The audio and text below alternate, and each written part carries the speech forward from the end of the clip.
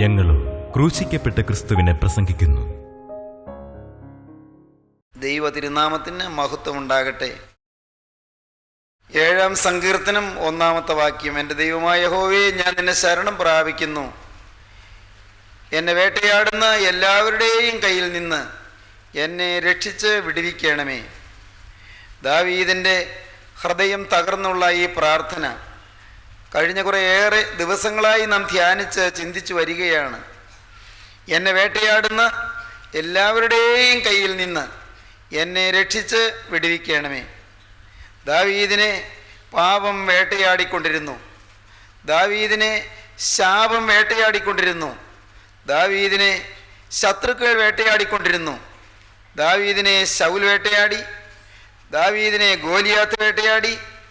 ദാവീദിനെ അനേകം ദുഷ്ട ഭീകര വിരൂപികൾ വേട്ടയാടി. ദാവീദിൻ്റെ ജീവിതത്തിൽ സ്വന്തം ഭവനത്തിൽ നിന്ന് തന്നെ സ്വന്തം മകൻ ദാവീദിനെ വേട്ടയാടി. അബ്ശാലോം കുമാരൻ വേട്ടയാടി. ദാവീദിനെ അനേകം ദുരിതങ്ങളും കഷ്ടങ്ങളും നഷ്ടങ്ങളും വേട്ടയാടിക്കൊണ്ടിരുന്നു. ദാവീദ് അമ്പരപ്പിൽ പ്രാർത്ഥിച്ചു, എൻ്റെ ദൈവമായ യഹോവേ, എന്നെ വേട്ടയാടുന്ന എല്ലാവരുടെയും കയ്യിൽ നിന്ന് എന്നെ രക്ഷിച്ച് വിടുവിക്കണമേ. മനുഷ്യനെ പാപം വേട്ടയാടുന്നുണ്ട്. അതാണ് തിരുവചനം പറയുന്നത്. സംഖ്യാപുസ്തകം 32:23 നിങ്ങളുടെ പാപത്തിൻ്റെ ഫലം നിങ്ങൾ അനുഭവിക്കും.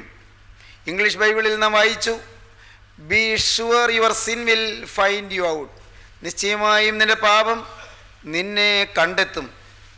പുതിയ നിയമത്തിൽ ഗലാത്യ ലേഖനം 6:7 നാം വായിച്ചു, വഞ്ചനപ്പെടാതിരിപ്പീൻ, ദൈവത്തെ പരിഹസിച്ചുകൂടാ, മനുഷ്യൻ വിതയ്ക്കുന്നത് തന്നെ കൊയ്യും. As you sow you reap. വിതച്ചാൽ അത് തന്നെ കൊയ്യും. വിതച്ചാൽ അതിലേറെ കൊയ്യും. വിതച്ചാൽ പല നാളുകൾക്ക് ശേഷം കൊയ്യും. പാപത്തിന് ശിക്ഷയുണ്ട്. പാപം നമ്മെ കണ്ടെത്തും. പാപം നമ്മെ കണ്ടെത്തുന്നതിന് മുൻപ് നാം പാപത്തെ കണ്ടെത്തി ഏറ്റുപറഞ്ഞ് അനുതപിച്ച് ഉപേക്ഷിച്ച് പാപക്ഷമ പ്രാപിക്കുകയാണ് നമുക്ക് ആവശ്യം. Be sure your sin will find you out by human laws. മാനുഷിക നിയമങ്ങളാൽ പാപം നിന്നെ കണ്ടെത്തും. Be sure your sin will find you out in your body.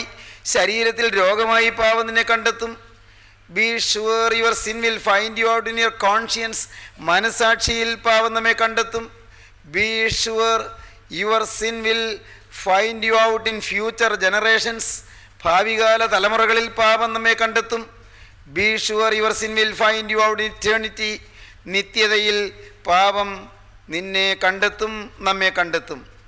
പാപത്തിന് നിത്യ ശിക്ഷാവിധിയുണ്ട്. പാപം മാനുഷിക ദൈവങ്ങളാൽ നമ്മെ കണ്ടെത്തും. പാപം ശരീരത്തിൽ രോഗമുണ്ടാക്കും. പാപം മാനസിക വൈകല്യങ്ങളുണ്ടാക്കും. പാപം ഭാവികാല തലമുറകളിൽ നമ്മെ കണ്ടെത്തുകയും നമ്മുടെ മക്കളും മക്കളുടെ മക്കളും ശിക്ഷ അനുഭവിക്കുകയും ചെയ്യാൻ കാരണമായി തീരും. പാപം നിത്യതയിൽ ന്യായവിധിയായി നമ്മെ കണ്ടെത്തും. എന്നാൽ പ്രിയപ്പെട്ടവരെ, ആശ്വാസകരമായൊരു വചനമുണ്ട് വേദപുസ്തകത്തിൽ. റോമർക്കെഴുതിയ ലേഖനം 8-ാം അധ്യായത്തിൻ്റെ 1-ാം വാക്യം. അതുകൊണ്ട് ഇപ്പോൾ ക്രിസ്തു യേശുവിലുള്ളവർക്ക് ഒരു ശിക്ഷാവിധിയുമില്ല. In Christ no condemnation. Kristu യേശുവിലുള്ളവർക്ക് ഒരു ശിക്ഷാവിധിയുമില്ല. യേശു ക്രിസ്തുവിലുള്ളവർക്ക് ഒരു ശിക്ഷാവിധിയുമില്ല. പ്രിയപ്പെട്ടവരെ, പാപം നമ്മെ കണ്ടെത്തും, സത്യം. പാപത്തിന് ഇഹത്തിൽ ശിക്ഷയുണ്ട്, വാസ്തവം. പാപത്തിന് നമ്മുടെ മരണത്തിന് ശേഷവും നമ്മെ കണ്ടെത്തുവാനും ശിക്ഷയ്ക്ക് വിധിക്കുവാനും കഴിയും, സത്യം. എന്നാൽ ഇപ്പോൾ ശിക്ഷാവിധി ഇല്ലാതാകാം. ഈ നിമിഷം തന്നെ ശിക്ഷാവിധിയിൽ നിന്ന് ഒഴിവുള്ളവരാകാം. ഈ നിമിഷം തന്നെ ശിക്ഷയിൽ നിന്ന്, ന്യായവിധിയിൽ നിന്ന്, ശിക്ഷയുടെ ഭീകരമായ ആക്രമണത്തിൽ നിന്ന് നമുക്ക് മോചനം പ്രാപിക്കാം. എന്തുകൊണ്ട്? ഇപ്പോൾ ക്രിസ്തു യേശുവിലുള്ളവർക്ക് ഒരു ശിക്ഷാവിധിയുമില്ല. In Christ no condemnation. Yeshu ക്രിസ്തുവിലുള്ളവർക്ക് ഒരു ശിക്ഷാവിധിയുമില്ല. റോമർക്കെഴുതിയ ലേഖനം 8-ാം അധ്യായത്തിന് കൊടുക്കാവുന്ന ഒരു പേരുണ്ട്. It is the declaration of freedom. അത് സ്വാതന്ത്ര്യത്തിൻ്റെ പ്രഖ്യാപനമാണ്, സ്വാതന്ത്ര്യത്തിൻ്റെ വിളംബരമാണ്.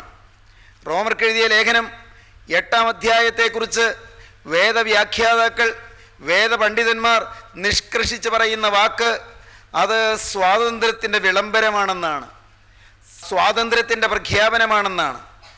സ്വാതന്ത്ര്യം 1939 രണ്ടാം ലോകമഹായുദ്ധം ആരംഭിച്ചു. യുദ്ധം ഭീകരമായി നടന്നുകൊണ്ടിരുന്നു. അമേരിക്കൻ പ്രസിഡൻ്റായ റൂസ്വെൽറ്റ് അന്ന് യൂറോപ്പിൽ യുദ്ധരംഗത്ത് വന്ന് ഒരു ശ്രദ്ധേയമായ, വിജ്ഞേയമായ, ഹൃദയസ്പൃക്കായ പ്രസംഗം ചെയ്തു. റൂസ്വെൽറ്റ് ചെയ്ത പ്രസംഗം അതിൽ ഊന്നി പറഞ്ഞു, മനുഷ്യനിന്ന് സ്വാതന്ത്ര്യമാണ് ആവശ്യം. സ്വാതന്ത്ര്യം, മനുഷ്യന് 4 കാര്യങ്ങളിൽ സ്വാതന്ത്ര്യം വേണം എന്ന് റൂസ്വെൽറ്റ് അന്ന് പറഞ്ഞു. 1, ഫ്രീഡം ഓഫ് സ്പീച്ച്, അഭിപ്രായ സ്വാതന്ത്ര്യം. അവനവൻ്റെ അഭിപ്രായം തുറന്നു പറയാനുള്ള സ്വാതന്ത്ര്യം, ഫ്രീഡം ഓഫ് സ്പീച്ച്. അഭിപ്രായ സ്വാതന്ത്ര്യം മനുഷ്യന് അത്യന്താപേക്ഷിതമാണ്. അവൻ്റെ സ്വന്തം ആശയങ്ങൾ പറയുവാനും പ്രചരിപ്പിക്കുവാനുമുള്ള സ്വാതന്ത്ര്യം. 2, ഫ്രീഡം ഓഫ് വർഷിപ്പ്, ആരാധനാ സ്വാതന്ത്ര്യം മനുഷ്യന് വേണം. ആരെ ആരാധിക്കണം, എങ്ങനെ ആരാധിക്കണം എന്ന് തീരുമാനിക്കാനുള്ള സ്വാതന്ത്ര്യം മനുഷ്യന് വേണം, freedom of worship. 3, freedom from want, ആവശ്യങ്ങളിൽ നിന്നുള്ള സ്വാതന്ത്ര്യം. ആവശ്യങ്ങളിൽ നിന്ന്, ഭാരങ്ങളിൽ നിന്നുള്ള സ്വാതന്ത്ര്യം. ആവശ്യഭാരങ്ങളിൽ നിന്ന് മനുഷ്യന് സ്വാതന്ത്ര്യം ആവശ്യമാണ്. ഈ ലോക ജീവിതത്തിൽ പല പല ആവശ്യങ്ങളുണ്ട്. ഫ്രീഡം ഫ്രം വാണ്ട്, ഈ ലോക ജീവിതത്തിൽ പല പല കാര്യങ്ങൾ മനുഷ്യന് അത്യന്താപേക്ഷിതമായിട്ടുണ്ട്. അവയിൽ നിന്നെല്ലാം ഒരു സ്വാതന്ത്ര്യം മനുഷ്യന് വേണം. 4, ഫ്രീഡം ഫ്രം ഫിയർ, ഭയത്തിൽ നിന്ന് മനുഷ്യന് സ്വാതന്ത്ര്യം വേണം. ഭയം, മനുഷ്യനെ അലട്ടുന്ന ഭയം ധാരാളം കാരണങ്ങളാൽ ഉണ്ട്. മനുഷ്യനെ ഭയം അലട്ടിക്കൊണ്ടിരിക്കുന്നുണ്ട്, ഭയം പിടികൂടുന്നുണ്ട്, ഭയം മനുഷ്യനെ ബന്ധിക്കുന്നുണ്ട്. മനുഷ്യൻ ഭയത്തിൻ്റെ ബന്ധനത്തിൽ നിന്ന് വിമുക്തനാകേണ്ടിയിരിക്കുന്നു. Freedom from fear. 4 തരം സ്വാതന്ത്ര്യങ്ങൾ. പ്രിയപ്പെട്ടവരെ, റൂസ്വെൽറ്റ് അന്ന് 1941 ചെയ്ത ആ പ്രസംഗത്തിൽ പറഞ്ഞ 4 തരം സ്വാതന്ത്ര്യങ്ങളെക്കാൾ എത്രയോ ശ്രേഷ്ഠമായ ചില സ്വാതന്ത്ര്യങ്ങളാണ് റോമർ ലേഖനം 8-ാം അധ്യായത്തിൽ ദൈവത്തിൻ്റെ ശ്രേഷ്ഠ അപ്പോസ്തലനായ സെന്റ് പോൾ പറഞ്ഞിരിക്കുന്നത്. ദൈവത്തിൻ്റെ വലിയ നാമം മഹത്വപ്പെടട്ടെ. എന്തെല്ലാമാണ് റോമർക്കെഴുതിയ ലേഖനം 8-ാം അധ്യായത്തിൽ സ്വാതന്ത്ര്യത്തിൻ്റെ വിളംബരം എന്ന് പറയുന്ന, സ്വാതന്ത്ര്യത്തിൻ്റെ പ്രഖ്യാപനം എന്ന് പറയുന്ന ആ 8-ാം അധ്യായത്തിൽ അപ്പോസ്തലൻ പറയുന്ന സ്വാതന്ത്ര്യങ്ങൾ. ഫ്രീഡം ഫ്രം ജഡ്ജ്മെൻറ്റ്, ശിക്ഷയിൽ നിന്ന് മോചനം, ശിക്ഷാവിധിയിൽ നിന്ന് മോചനം, ന്യായവിധിയിൽ നിന്ന് മോചനം. ഫ്രീഡം ഫ്രം ജഡ്ജ്മെൻറ്റ് മനുഷ്യന് അത്യന്താപേക്ഷിതമാണത്. ജഡ്ജ്മെൻറ്റിൽ നിന്ന്, ശിക്ഷാവിധിയിൽ നിന്ന്, ന്യായവിധിയിൽ നിന്ന് മനുഷ്യന് സ്വാതന്ത്ര്യം വേണം. 2, ഫ്രീഡം ഫ്രം ഡിഫീറ്റ്, തോൽവിയിൽ നിന്ന് സ്വാതന്ത്ര്യം വേണം, തോൽപ്പിക്കപ്പെടുന്നതിൽ നിന്ന് സ്വാതന്ത്ര്യം വേണം. Freedom from defeat. 3-ാമത്തേത് എന്താണ്? ഫ്രീഡം ഫ്രം ഫ്രസ്ട്രേഷൻ, നിരാശയിൽ നിന്ന് മനുഷ്യന് സ്വാതന്ത്ര്യം വേണം. Freedom from frustration. 4-ാമത്തേത് എന്താണ്? ഫ്രീഡം ഫ്രം ഫിയർ, ഭയത്തിൽ നിന്ന് സ്വാതന്ത്ര്യം. റൂസ്വെൽറ്റ് പറഞ്ഞ 4-ാമത്തെ കാര്യം റോമർക്കെഴുതിയ ലേഖനം 8-ാം അധ്യായത്തിൽ അപ്പോസ്തലൻ 4-ാമത്തെ കാര്യമായി പറയുന്നുണ്ട്, ഭയത്തിൽ നിന്ന് സ്വാതന്ത്ര്യം. പ്രിയപ്പെട്ടവരെ, ആർക്കാണിത് കിട്ടുന്നത്? ഫ്രീഡം ഫ്രം ജഡ്ജ്മെൻ്റ് ആർക്കാണ്? ന്യായവിധിയിൽ നിന്ന് മോചനം കിട്ടുന്നത് ആർക്കാണ്? ഫ്രീഡം ഫ്രം ഫ്രസ്ട്രേഷൻ, നിരാശയിൽ നിന്ന് മോചനം ആർക്കാണത് കിട്ടുന്നത്? ഫ്രീഡം ഫ്രം ഡിഫീറ്റ്, തോൽവിയിൽ നിന്ന് മോചനം ആർക്കാണത് കിട്ടുന്നത്? ഫ്രീഡം ഫ്രം ഫിയർ, ഭയത്തിൽ നിന്ന് മോചനം ആർക്കാണത് കിട്ടുന്നത്? ഇപ്പോൾ ക്രിസ്തുയേശുവിലുള്ളവർക്ക് ഒരു ശിക്ഷാവിധിയുമില്ല. ഈ സ്വാതന്ത്ര്യമെല്ലാം യേശുക്രിസ്തുവിലുള്ളവർക്ക് ലഭിക്കും. റോമർക്കെഴുതിയ ലേഖനം 6-ാം അധ്യായത്തിൽ അപ്പോസ്തലൻ 22-ാം വാക്യത്തിൽ ഈ സ്വാതന്ത്ര്യത്തെക്കുറിച്ച് വീണ്ടും പ്രഖ്യാപിക്കുന്നുണ്ട്.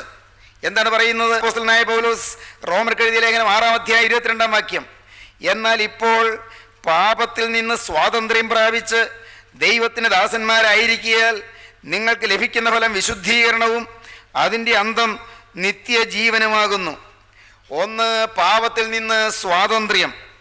2, ദൈവത്തിന് ദാസൻ. 3, വിശുദ്ധീകരണം അനുഭവം. 4, നിത്യജീവൻ. സ്വാതന്ത്ര്യം, എന്താണ് സ്വാതന്ത്ര്യം? ആർഷഭാരതത്തിൻ്റെ പ്രാക്തനമായ സനാതനമായ ഒരു വലിയ ആശയം ഉപഗൂഹനം ചെയ്യപ്പെട്ടിരിക്കുന്ന 3 കാര്യങ്ങളുണ്ട്. എന്താണെന്നോ? Equality, fraternity and liberty. എന്താണ് ഇക്വാലിറ്റി? സമത്വം വേണം. ഫ്രറ്റേണിറ്റി, സാഹോദര്യം വേണം. ആൻഡ് ലിബർട്ടി, സ്വാതന്ത്ര്യം വേണം. ഭാരതത്തിൻ്റെ ഈ 3 ആശയപ്രകർഷങ്ങളിൽ തിങ്ങി നിൽക്കുന്ന മഹത്തായ ഒരു നാദബ്രഹ്മം തന്നെയാണ് പൂർവികരായ ഭാരതത്തിലെ ചിന്തകന്മാർ പ്രദാനം ചെയ്തത്. Equality, fraternity and liberty. സമത്വം, സാഹോദര്യം, സ്വാതന്ത്ര്യം. സ്വാതന്ത്ര്യം എല്ലാവർക്കും വേണ്ടത് സ്വാതന്ത്ര്യമാണ്. സ്വാതന്ത്ര്യം അത് ദുസ്വാതന്ത്ര്യം ആകരുത്. പിന്നെ എന്താണ് സാക്ഷാലുള്ള സ്വാതന്ത്ര്യം? പാപത്തിൽ നിന്നുള്ള സ്വാതന്ത്ര്യമാണ് സാക്ഷാലുള്ള സ്വാതന്ത്ര്യം. നിങ്ങൾ സാക്ഷാൽ സ്വതന്ത്രരാകുമെന്ന് കർത്താവ് പറഞ്ഞു. പുത്രൻ നിങ്ങൾക്ക് സ്വാതന്ത്ര്യം വരുത്തിയാൽ നിങ്ങൾ സാക്ഷാൽ സ്വതന്ത്രരാകും. കർത്താവായ യേശുക്രിസ്തു, നിത്യനായ ദൈവത്തിൻ്റെ ഏകജാതനായ തിരുക്കുമാരൻ, നിങ്ങൾക്ക് സ്വാതന്ത്ര്യം വരുത്തിയാൽ നിങ്ങൾ സാക്ഷാൽ സ്വതന്ത്രരാകും. മനുഷ്യൻ കാണുന്ന സ്വാതന്ത്ര്യങ്ങളെല്ലാം സാക്ഷാലുള്ള സ്വാതന്ത്ര്യങ്ങളല്ല. ആന്തരികമായ മോചനം, ആന്തരികമായ മുക്തി, ആന്തരികമായ വിമോചനം, ആന്തരികമായ വിമുക്തി, ആന്തരികമായ സ്വാതന്ത്ര്യം അത് പാപത്തിൽ നിന്നുള്ള സ്വാതന്ത്ര്യമാണ്. അത് ശിക്ഷയിൽ നിന്നുള്ള സ്വാതന്ത്ര്യമാണ്. അത് ഭയത്തിൽ നിന്നുള്ള സ്വാതന്ത്ര്യമാണ്. അത് നിരാശയിൽ നിന്നുള്ള സ്വാതന്ത്ര്യമാണ്. അത് ആകുലങ്ങളിൽ നിന്നും ആവലാധികളിൽ നിന്നുള്ള സ്വാതന്ത്ര്യമാണ്. മനുഷ്യൻ ഈ ലോകത്തോടവനെ കെട്ടിയിടുന്നതായ ഭയങ്ങളിൽ നിന്നും ആശങ്കകളിൽ നിന്നും ആകുലങ്ങളിൽ നിന്നും ആവലാധികളിൽ നിന്നും പാപത്തിൽ നിന്നും വെറുമയിൽ നിന്നും തിന്മയിൽ നിന്നും പൈശാചികന്റെ ബന്ധനങ്ങളിൽ നിന്നും സ്വാതന്ത്ര്യം നേടുക എന്നുള്ളതാണ് നിത്യനായ ദൈവപുത്രൻ നമുക്ക് തരുന്നതായ മഹത്തായ രക്ഷയുടെ ഏറ്റവും ശ്രേഷ്ഠമായ അനുഭവം. സഹോദരീ സഹോദരങ്ങളെ, നമുക്ക് സ്വാതന്ത്ര്യം വേണം. ദുസ്വാതന്ത്ര്യം അല്ല നമുക്ക് വേണ്ടത്. നാം റോഡേ നടന്നു പോകുന്നു. റോഡിൻ്റെ ഇടതുവശം ചേർന്ന് നടക്കണമെന്നാണ് നിയമം. എന്നാൽ ഒരാൾ പറയുന്നു, എനിക്ക് വ്യക്തി സ്വാതന്ത്ര്യമുണ്ട്, അതുകൊണ്ട് ഞാൻ ഏതിലേയും നടക്കും. അയാൾ തലങ്ങും വിലങ്ങും നടന്നാൽ അത് ദുസ്വാതന്ത്ര്യമാണ്. അത് സാക്ഷാൽ സ്വാതന്ത്ര്യമല്ല. അത് അഹങ്കാരമാണ്, അത് ധിക്കാരമാണ്, അത് സമൂഹത്തിൻ്റെ മനസാക്ഷിയുടെ നേരെയുള്ള വെല്ലുവിളിയാണ്. അതല്ല സ്വാതന്ത്ര്യം. വ്യക്തമായ വ്യവസ്ഥാപിതമായ നിയമങ്ങളെ തെറ്റിക്കുന്നത് സ്വാതന്ത്ര്യമല്ല. നിയമങ്ങൾക്ക് വിധേയപ്പെട്ടുകൊണ്ട് നിന്ന് അവനവൻ്റെ ഹൃദയത്തിൻ്റെ പാപങ്ങളിൽ നിന്ന് മോചനം നേടുന്നതാണ് സ്വാതന്ത്ര്യം. പുത്രൻ നിങ്ങൾക്ക് സ്വാതന്ത്ര്യം വരുത്തിയാൽ നിങ്ങൾ സാക്ഷാൽ സ്വതന്ത്രരാകും. പ്രിയപ്പെട്ടവരെ, സാക്ഷാലുള്ള സ്വാതന്ത്ര്യം നമുക്ക് വേണം. സാക്ഷാലുള്ള പാപത്തിൽ നിന്നുള്ള മോചനം നമുക്ക് വേണം. പാപത്തിൽ നിന്നുള്ള സ്വാതന്ത്ര്യം നമുക്ക് വേണം. പാപം നമ്മെ കെട്ടിയിടരുത്. സാത്താൻ നമ്മെ ബന്ധിച്ചിടരുത്. പൈശാചിക ശക്തി നമ്മെ ബന്ധിക്കരുത്. പൈശാചിക ശക്തി ബന്ധിച്ചാൽ ആ ബന്ധനത്തിൽ നിന്ന് മോചനം പ്രാപിക്കേണ്ടത് ആവശ്യമാണ്. നമ്മുടെ സ്വഭാവത്തിൽ പിശാച് കയറിക്കൂടി അവൻ നമ്മെ സ്വാധീനം ചെയ്ത് പൈശാചികമായ വിചാരങ്ങളും വികാരങ്ങളും നമ്മുടെ ഉള്ളത്തിൽ നിക്ഷേപിച്ച് നമ്മെ ബന്ധിക്കുന്നത് സാത്താന് കൗതുകമാണ്. അവൻ്റെ ഉദ്യമം അതാണ്. എന്നാൽ പ്രിയപ്പെട്ടവരെ, നമ്മുടെ ചെയ്തികളെയും നമ്മുടെ വാക്കുകളെയും നമ്മുടെ ചിന്തകളെയും നിയന്ത്രിക്കുവാൻ പിശാച് തമ്മിൽ അധികാരം ചെലുത്തുന്ന പൈശാചികമായ അടിമത്വത്തിൽ നിന്ന് സ്വാതന്ത്ര്യം പ്രാപിക്കുവാനാണ് ദൈവം നമ്മെക്കുറിച്ച് ആഗ്രഹിക്കുന്നത്. അതുകൊണ്ട് ഇപ്പോൾ ക്രിസ്തുയേശുള്ളവർക്ക് ഒരു ശിക്ഷാവിധിയുമില്ല. 8-ാം അധ്യായം റോമർക്ക് എഴുതിയ ലേഖനം 8-ാം അധ്യായത്തിൽ നാം തുടർന്ന് വായിക്കുന്നു, ജീവന്റെ ആത്മാവിൻ്റെ പ്രമാണം എനിക്ക് പാപത്തിൻ്റെയും മരണത്തിൻ്റെയും പ്രമാണത്തിൽ നിന്ന് ക്രിസ്തുയേശുവിൽ സ്വാതന്ത്ര്യം വരുത്തിയിരിക്കുന്നു. സ്വാതന്ത്ര്യത്തിൻ്റെ പ്രഖ്യാപനമായ റോമർ ലേഖനം 8-ാം അധ്യായത്തിൽ ജീവന്റെ ആത്മാവിൻ്റെ പ്രമാണം പാപത്തിൻ്റെ പ്രമാണത്തിൽ നിന്ന് എനിക്ക് സ്വാതന്ത്ര്യം വരുത്തിയിരിക്കുന്നു. സ്നേഹിതരെ, നിങ്ങൾ ശാന്തമായി നിങ്ങളുടെ ജീവിതത്തിലേക്ക് ഒന്ന് തിരിഞ്ഞു നോക്കൂ. സാക്ഷാലുള്ള സ്വാതന്ത്ര്യം നിങ്ങൾക്ക് കിട്ടിയോ? നിങ്ങളുടെ തിന്മകളിൽ നിന്ന് നിങ്ങൾക്ക് സ്വാതന്ത്ര്യം കിട്ടിയോ? നിങ്ങളുടെ വാശിയിൽ നിന്നും വൈരാഗ്യത്തിൽ നിന്നും നിങ്ങൾക്ക് മോചനം കിട്ടിയോ? നിങ്ങളുടെ ദുഷ്ടതയിൽ നിന്നും നിഷ്ഠൂരതയിൽ നിന്നും ക്രൗര്യത്തിൽ നിന്നും നിങ്ങൾക്ക് മോചനം കിട്ടിയോ? നിങ്ങൾ ചിന്തിക്കൂ, നിങ്ങളുടെ ജീവിതത്തിൽ നിങ്ങൾ ഇതുവരെയും പിശാചിന് ഇടം കൊടുത്തതായ പാപങ്ങളിൽ നിന്നും ദുസ്വഭാവങ്ങളിൽ നിന്നും ദുശ്ശീലങ്ങളിൽ നിന്നും നിങ്ങൾക്ക് മോചനം കിട്ടിയോ? അനേകര് പാപം അവരെ വലിച്ചു കൊണ്ടുപോകുന്നത് അറിയുന്നില്ല. മദ്യം അവരെ ബന്ധിച്ചു കൊണ്ടുപോകുന്നു. മദ്യപാന ആസക്തി അവരെ ബന്ധിച്ചു കൊണ്ടുപോകുന്നു. കഞ്ചാവ് മനുഷ്യനെ ബന്ധിച്ചു കൊണ്ടുപോകുന്നു. കഞ്ചാവിലേക്കുള്ള ആകർഷണം മനുഷ്യനെ ബന്ധിച്ചു കൊണ്ടുപോകുന്നു. വഴക്കും പിണക്കവും വൈരാഗ്യവും പകയും വിദ്വേഷവും പ്രതികാര ചിന്തയും മനുഷ്യനെ ബന്ധിച്ചുകൊണ്ട് പോകുന്നു. ലൈംഗികമായ ഹീനമായ ആസക്തികളും ലൈംഗിക വൈകൃതങ്ങളും മനുഷ്യനെ ബന്ധിച്ചുകൊണ്ട് പോകുന്നു. മോഷണത്തിനുള്ള ആസക്തിയും കവർച്ചയ്ക്കുള്ള താല്പര്യവും മനുഷ്യനെ ബന്ധിച്ചു കൊണ്ടുപോകുന്നു. അനധികൃതമായും അനാവശ്യമായും പൈസ സമ്പാദിക്കുവാനും ഹീനമായി പൈസ ചെലവഴിക്കുവാനുള്ള വാസനകൾ മനുഷ്യനെ ബന്ധിച്ചു കൊണ്ടുപോകുന്നു. മനുഷ്യൻ ഇന്ന് പല പല ദുസ്വഭാവങ്ങൾക്കും പൈശാചിക പ്രവണതകൾക്കും അടിമയാണ്. മനുഷ്യൻ ഇന്ന് സാത്താൻ്റെ ബന്ധനത്തിൽപ്പെട്ട് ഉഴലുകയാണ്. സ്നേഹിതരെ, ഇന്ന് ഈ സമയത്ത് നിങ്ങൾ ഏതിനെല്ലാം അടിമകൾ എന്ന് അവനവനൊന്ന് കണ്ടെത്തുന്നത് നല്ലതാണ്. ഏതെല്ലാം ശീലങ്ങൾക്ക് ഞാൻ അടിമയാണ്, ഏതെല്ലാം സ്വഭാവങ്ങൾക്ക് ഞാൻ അടിമയാണ്, ഏതെല്ലാം പ്രകൃതങ്ങൾക്ക് ഞാൻ അടിമയാണ്. അതുകൊണ്ട് ഇപ്പോൾ ക്രിസ്തുയേശുവിലുള്ളവർക്ക് ഒരു ശിക്ഷാവിധിയുമില്ല. കാരണം ജീവൻ്റെ ആത്മാവിൻ്റെ പ്രമാണം സ്വാതന്ത്ര്യം വരുത്തിയിരിക്കുന്നു. ജീവൻ്റെ ആത്മാവിൻ്റെ പ്രമാണം, പരിശുദ്ധാത്മാവിൻ്റെ അപ്രമേയമായ ശക്തി മനുഷ്യനിൽ ഇറങ്ങി ആവസിച്ച് അവനെ പാപത്തിൽ നിന്ന് മുക്തനാക്കിയിരിക്കുന്നു. ജീവൻ്റെ ആത്മാവിൻ്റെ പ്രമാണം, പരിശുദ്ധാത്മാവിൻ്റെ അത്ഭുത കൃപ, അത്ഭുത ശക്തി ഈ മനുഷ്യൻ്റെ ഉള്ളത്തിലേക്ക് ചൂഴ്ന്നിറങ്ങി അവനെ പാപത്തിൻ്റെ ഭീകരമായ സ്വാധീന വലയത്തിൽ നിന്ന് വിടുവിച്ചിരിക്കുന്നു. ഈ റോമർ ലേഖനം 8-ാം അധ്യായത്തിൽ വിടുതൽ എന്ന പദം, സ്വാതന്ത്ര്യം എന്ന അർത്ഥത്തിലുള്ള പദങ്ങൾ ധാരാളം പ്രാവശ്യം നമുക്ക് വായിക്കാൻ സാധിക്കും. മോചനം, വിടുതൽ, വിമുക്തി, സ്വാതന്ത്ര്യം എന്നിവ ആവർത്തിച്ച് അപ്പോസ്തലൻ ഇതിൽ പറയുന്നുണ്ട്. പാപത്തിൽ നിന്നുള്ള സ്വാതന്ത്ര്യം, നിരാശയിൽ നിന്നുള്ള സ്വാതന്ത്ര്യം, മരണത്തിൽ നിന്നുള്ള സ്വാതന്ത്ര്യം, ഭയത്തിൽ നിന്നുള്ള സ്വാതന്ത്ര്യം, അങ്ങനെ വിവിധ വിഷയങ്ങളിൽ തോറ്റുകൊണ്ടിരിക്കുന്ന മനുഷ്യൻ തോൽവികളിൽ നിന്ന് സ്വാതന്ത്ര്യം പ്രാപിച്ച് ശിക്ഷയിൽ നിന്ന് മോചനം പ്രാപിക്കുന്ന കാര്യം റോമർക്കെഴുതിയ ലേഖനം 8-ാം അധ്യായത്തിൽ പറയുന്നു. പ്രിയപ്പെട്ടവരെ, ഇന്ന് നിങ്ങളുടെ ജീവിതത്തിൽ ഈ മോചനം കിട്ടിയിട്ടുണ്ടോ എന്ന് ഒന്ന് തിരിഞ്ഞു നോക്കുക. എനിക്ക് ഈ സ്വാതന്ത്ര്യം കിട്ടിയിട്ടുണ്ടോ? സ്വാതന്ത്ര്യം വേണമെന്ന് വിശേഷ ബുദ്ധിയുള്ള മനുഷ്യൻ ആഗ്രഹിക്കുന്നു. സംസ്കാരഭദ്രമായ ജീവിതം നയിക്കാൻ കൊതിക്കുന്നൊരു മനുഷ്യൻ, ഈ ആധുനിക തലമുറയിൽ ജീവിക്കുന്ന മനുഷ്യൻ പണ്ടത്തെ കാട്ടാളന്മാരെ പോലെയോ പഴയകാലത്തെ കിരാതന്മാരെ പോലെയോ നരഭോജികളെ പോലെയോ അല്ല. മനുഷ്യൻ ഇന്ന് അവന് സ്വാതന്ത്ര്യം വേണമെന്ന് കൊതിക്കുന്നു. രാഷ്ട്രീയ സ്വാതന്ത്ര്യത്തിന് വേണ്ടി മനുഷ്യൻ പടവെട്ടുന്നു. നമ്മുടെ ഭാരതഭൂമി തന്നെ സൂര്യനസ്തമിക്കാത്ത ബ്രിട്ടീഷ് സാമ്രാജ്യത്തിൻ്റെ അടിമത്വത്തിൽ എത്രയോ വർഷങ്ങൾ കിടന്നതാണ്. 1947 ഓഗസ്റ്റ് മാസം 15-ാം തീയതി അർദ്ധരാത്രിക്ക് ഭാരതം സ്വാതന്ത്ര്യം പ്രാപിച്ചു എന്ന് നമുക്കറിയാം. പ്രിയപ്പെട്ടവരെ, രാഷ്ട്രീയമായ സ്വാതന്ത്ര്യം ലഭിച്ചു. വിദേശീയ മേധാവിത്വത്തിൻ്റെ അടിമത്തത്തിൽ നിന്നുള്ള മോചനം ഭാരതഭൂമി നേടിയെടുത്തു. പക്ഷേ മനുഷ്യൻ ആന്തരിക സ്വാതന്ത്ര്യം പ്രാപിച്ചില്ലെന്നുള്ളതാണ് വസ്തുത. ചില ആശയങ്ങളുടെ അടിമത്തത്തിൽ മനുഷ്യൻ കഴിയുകയാണ്. ചില പാപങ്ങളുടെ അടിമത്തത്തിൽ മനുഷ്യൻ കഴിയുകയാണ്. വർഗീയതയുടെയും മതവിദ്വേഷത്തിൻ്റെയും അടിമത്തത്തിൽ മനുഷ്യൻ കഴിയുകയാണ്. കിരാതമായ ആശയങ്ങളും മനുഷ്യനെ നശിപ്പിക്കുന്നതായ സ്വഭാവങ്ങളും ഇന്ന് അനേകരെ ബന്ധിച്ചിട്ടിരിക്കുകയാണ്. കൊള്ളരുതായ്മകളും വൃത്തികേടുകളും ഹീനമായ ജീവിതവും ഇന്ന് മനുഷ്യനെ നശിപ്പിച്ചു കൊണ്ടിരിക്കുകയാണ്. മനുഷ്യൻ സ്വാതന്ത്ര്യമില്ലാതിരിക്കുകയാണ്. സ്വാതന്ത്ര്യം വരുത്തി ആര്? ജീവൻ്റെ ആത്മാവിൻ്റെ പ്രമാണം. അതുകൊണ്ട് ഇപ്പോൾ ക്രിസ്തുയേശുവിലുള്ളവർക്ക് ഒരു ശിക്ഷാവിധിയുമില്ല. ദൈവത്തിൻ്റെ വചനം പറഞ്ഞു.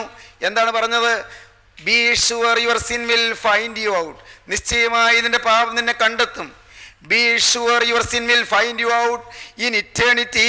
നിത്യതയിൽ പാപം നിന്നെ കണ്ടെത്തും. എന്നാൽ ഈ ദൈവത്തിൻ്റെ വചനം തന്നെ പറയുന്നു, ഇപ്പോൾ ക്രിസ്തുയേശുവിലുള്ളവർക്ക് ഒരു ശിക്ഷാവിധിയുമില്ല. മനോഹരമായ ഒരു ഉദാഹരണ കഥ ഞാൻ കേട്ടിട്ടുണ്ട്. പ്രിയപ്പെട്ടവരെ, ഒരു മനുഷ്യൻ കാട്ടിലൂടെ നടന്നു പോവുകയായിരുന്നു എന്നാണ് ആ കഥ. വനത്തിലൂടെ നടന്നു പോവുകയാണ്. ആ വനത്തിലൂടെ നടന്ന് മുന്നോട്ട് പോകുമ്പോൾ ധാരാളം മൃഗങ്ങളും പക്ഷികളുമെല്ലാം ഉള്ള ആ വനത്തിൽ പെട്ടെന്ന് ആ മനുഷ്യൻ കണ്ടു ഒരു വലിയ കാട്ടുതീ. കാട്ടുതീ പടർന്ന് കയറി വരികയാണ്. ആളി പടർന്ന് കത്തി ജ്വലിച്ച് കാടിനെ കത്തിച്ചുകൊണ്ട് ഇതാ കാട്ടുതീ അടുത്തടുത്ത് വരികയാണ്. ആ മനുഷ്യൻ പെട്ടെന്ന് പിറകോട്ടോടി രക്ഷപ്പെടാൻ. പക്ഷേ പിറകിലും കാട്ടുതീ വരുന്നു. കാട്ടുതീ വലത്തോട്ട് നോക്കി, അവിടെയും കാട്ടുതീ, ഇടത്തോട്ട് നോക്കി, അവിടെയും കാട്ടുതീ. പാവം അയാൾ നോക്കിയപ്പോൾ വൻമരങ്ങൾ പോലും കത്തി അമരുന്നു. മരച്ചില്ലകളിൽ ചേക്കേറിയിരുന്ന പക്ഷികൾ ചിറകുകരിഞ്ഞ് താഴെ വീണ് പിടയുന്നു, ചാകുന്നു. അനേകം മൃഗങ്ങൾ, കാടിനെ വിറപ്പിച്ചു കൊണ്ടിരുന്ന ഹിംസ്ര മൃഗങ്ങൾ പോലും കത്തിക്കരിയുന്നു. ആ മനുഷ്യൻ മനസ്സിലാക്കി, ഏതാനും നിമിഷങ്ങൾക്കുള്ളിൽ ഞാനും ഈ ഘോരമായ തീയിൽ കത്തി അമരും. ഒരു പിടിച്ചാരമായി ഞാൻ മാറും. എന്തു വേണ്ടു? പെട്ടെന്നൊരു ചെറിയ ബുദ്ധി. ആ മനുഷ്യൻ, അവൻ്റെ കയ്യിൽ ഒരു തീപ്പെട്ടി ഉണ്ടായിരുന്നു എന്നാണ് കഥ. അവൻ നോക്കി, വലിയ കാടൊന്നുമില്ല, പൊന്തക്കാട്, പുല്ല് മാത്രം ഉണങ്ങി നിൽക്കുന്നൊരു കാട് അടുത്തുണ്ട്. വിശാലമായൊരു ഭാഗം മുഴുവൻ പുൽക്കാടാണ്. അയാൾ ആ തീപ്പെട്ടി ഉരച്ചു, പുൽക്കാടിന് തീ കൊടുത്തു. ഉണങ്ങിക്കരിഞ്ഞു നിൽക്കുന്ന പുല്ല് പെട്ടെന്ന് പെട്ടെന്ന് കത്തി അമർന്നു. അവിടെ പിന്നെ തീക്കനലില്ല, വെറും പുല്ലല്ലേ, തീ കനലില്ല. അവിടെ ഒരു പിടി ചാരം മാത്രം. അവിടെ പിന്നെ ചാരത്തിന് ചൂടില്ല, കനലായി ജ്വലിക്കാനും എരിയാനും മറ്റൊന്നുമില്ല അവിടെ. ആ മനുഷ്യൻ, അയാൾ കത്തി തീർന്ന് ആ ഭാഗത്തേക്ക് കയറി നിന്നു. ഇതൊരു ഉദാഹരണ കഥയാണ് പ്രിയപ്പെട്ടവരെ. കത്തി തീർന്ന ഭാഗത്ത് ഇനി കത്താൻ ഒന്നുമില്ല. അവിടെ അയാൾ കയറി നിന്നു. അപ്പോഴുണ്ട് കാട്ടുതീ ആളി പടർന്ന് അടുത്തേക്ക് വരുന്നു. പക്ഷേ ഈ മനുഷ്യൻ നിൽക്കുന്നിടത്തേക്ക് കാട്ടുതീ വരുന്നില്ല. എന്താണ് കാരണം? അവിടെ കത്താൻ ഒന്നുമില്ല. സഹോദരീ സഹോദരങ്ങളെ, അവിടെ കത്തിത്തീരാൻ ഒന്നുമില്ല. കത്തി തീർന്നു കഴിഞ്ഞു. അവിടെ ഇനി കത്താൻ ഒരു പുൽനാമ്പ് പോലുമില്ല. എല്ലാം കത്തി തീർന്നു. അവിടെ കനലില്ല, തീക്കട്ടയില്ല, എല്ലാം കത്തി തീർന്ന് പുല്ല് ഒരു പിടി ചാരമായി അവിടെ അവശേഷിച്ചിരിക്കുകയാണ്. ആ മനുഷ്യൻ അവിടെ സുരക്ഷിതനായി നിന്നു. ചുറ്റും വൻമരങ്ങൾ കത്തിക്കൊണ്ടിരിക്കുന്നു, ചുറ്റും വലിയ കാടുകൾ കത്തിക്കൊണ്ടിരിക്കുന്നു, ചുറ്റും വൻമൃഗങ്ങൾ കത്തി ചാമ്പലായി തീരുന്നു. പക്ഷേ ഈ മനുഷ്യൻ നിൽക്കുന്നിടത്തേക്ക് തീ വരുന്നില്ല. കാരണം അവിടെ കത്തി തീർന്നിരിക്കുന്നു. എന്താണ് ഈ ഉദാഹരണ കഥ അർത്ഥമാക്കുന്നത്? നിങ്ങൾക്ക് മനസ്സിലായി കാണും. ഗോകുൽത്തായിൽ വെന്തെരിഞ്ഞ കർത്താവായ യേശുക്രിസ്തുവിൽ ഞാനായാൽ, മകനെ നീ ആയി തീർന്നാൽ, മകളെ നിന്റെ ജീവിതം ക്രിസ്തുവിനുള്ളിലായാൽ, അവിടം ഒരിക്കൽ കത്തി തീർന്നതാണ്. ദൈവകോപത്തീയിൽ കത്തി തീർന്ന് പാപത്തിൻ്റെ നേരെയുള്ള ദൈവത്തിൻ്റെ കോപത്തിൻ്റെ തീയിൽ കത്തി അമർന്നതായ കർത്താവായ യേശുക്രിസ്തുവിൽ നീ പ്രവേശിച്ചവിടെ അഭയപ്പെട്ടാൽ, മകനെ നിനക്ക് ശിക്ഷാവിധിയില്ല, നിന്റെ മേൽ ന്യായവിധിയുടെ തീ അടുക്കുകയില്ല. എന്തോരാശ്വാസം സഹോദരങ്ങളെ! ഒരിക്കൽ കത്തി തീർന്നു. യേശു ഒരിക്കൽ ശിക്ഷ അനുഭവിച്ചു. ഒരിക്കൽ പാപത്തിൻ്റെ ശിക്ഷ അനുഭവിച്ചുകൊണ്ട് യേശു കുരിശിൽ പിടഞ്ഞു. യേശുവിൻ്റെ കൈകളും കാലുകളും തുളയ്ക്കപ്പെട്ടു. യേശുവിൻ്റെ ചങ്ക് കുന്തം കൊണ്ട് കുത്തി മുറിവേറ്റ് ചോരയും നീരും ഒഴുകി. യേശുവിൻ്റെ ശിരസിൽ മുൾമുടി വെച്ചു. യേശുവിൻ്റെ പുറം ഒഴുചാല് പോലെ കീറി. ദൈവത്തിൻ്റെ കോപം, പാപത്തിൻ്റെ നേരെയുള്ള കോപം, അത് യേശു ഏറ്റെടുത്തു. പാപത്തിൻ്റെ ശിക്ഷ യേശു ഏറ്റെടുത്തു. പാപമില്ലാത്ത ദൈവപുത്രൻ പാപത്തിൻ്റെ ശിക്ഷ ഏറ്റെടുത്തുകൊണ്ട് അവിടുന്ന് ക്രൂശിൽ മരിച്ചു. തന്മൂലം ഇപ്പോൾ ക്രിസ്തു യേശുവിലുള്ളവർക്ക് ഒരു ശിക്ഷാവിധിയുമില്ല.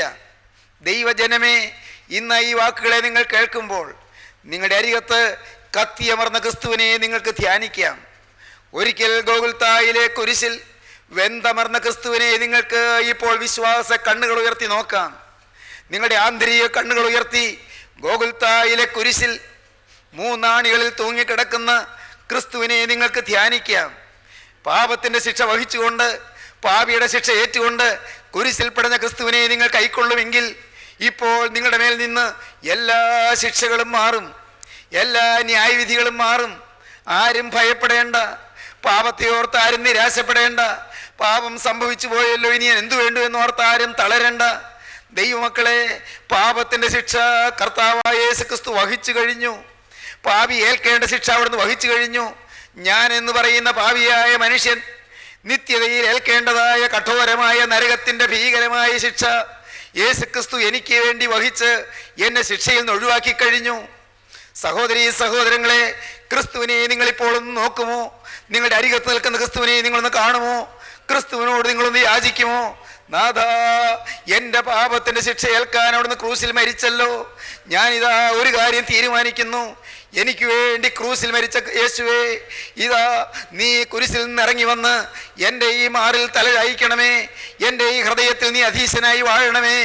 നാഥ, ഞാനിതാ എൻ്റെ സ്വയത്തെ ക്രൂസിൽ അർപ്പിക്കുന്നു, എൻ്റെ ജഡത്തെ ക്രൂസിൽ അർപ്പിക്കുന്നു, എൻ്റെ ലോകസ്നേഹത്തെ ക്രൂസിൽ അർപ്പിക്കുന്നു, എന്നെ തന്നെ ക്രൂസിൽ അർപ്പിക്കുന്നു, എൻ്റെ പാപമയമായ ജീവിതത്തെ ക്രൂസിൽ അർപ്പിക്കുന്നു. നാഥ, ഇന്നു മുതൽ ഉയർത്തെഴുന്നേറ്റൊരു മനുഷ്യനായി ഞാൻ ജീവിക്കും. പാപം സംബന്ധിച്ച് മരിച്ച് നീതിക്ക് ജീവിക്കുന്ന ഒരു പുതിയ മനുഷ്യനായി ഞാൻ ജീവിക്കും. ദൈവത്തോട് ആരെല്ലാം വാക്ക് പറയും, ദൈവകരങ്ങളിലേക്ക് ആരെല്ലാം ഏൽപ്പിക്കും, ദൈവത്തിൻ്റെ അത്ഭുത സ്നേഹത്തെ ആരെല്ലാം വിശ്വസിക്കും. മകനെ, ക്രിസ്തുവിനെ കൊടുക്കൂ നിന്റെ ജീവിതത്തെ. മകളെ, ക്രിസ്തുവിൻ്റെ മുമ്പിൽ സമർപ്പിക്കൂ നിന്റെ ഭാവിയെ. യേശു നിന്റെ ജീവിതം ഏറ്റെടുക്കട്ടെ.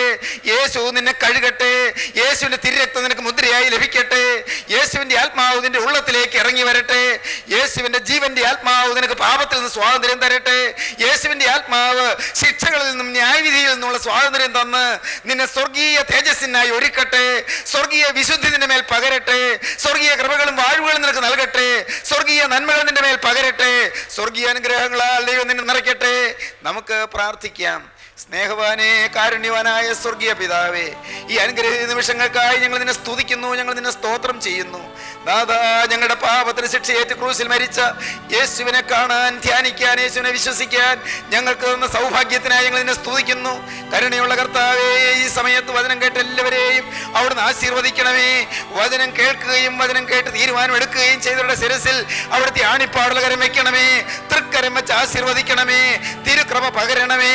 കൃപയിൽ ഈ ജനത്തെ അവിടുന്ന് പൊതിയണമേ. വചനം കേട്ട് എല്ലാവരെയും അവിടെ തിരുമാറിൽ അടക്കി പിടിക്കണമേ. തിരുനാമം മഹത്വപ്പെടുത്തണമേ. യേശു ക്രിസ്തുവിന്റെ വിലയേറിയ നാമത്തിൽ യാചിക്കുന്നു. കൃപയോടെ കേൾക്കുമാറാകണമേ. ആമേൻ.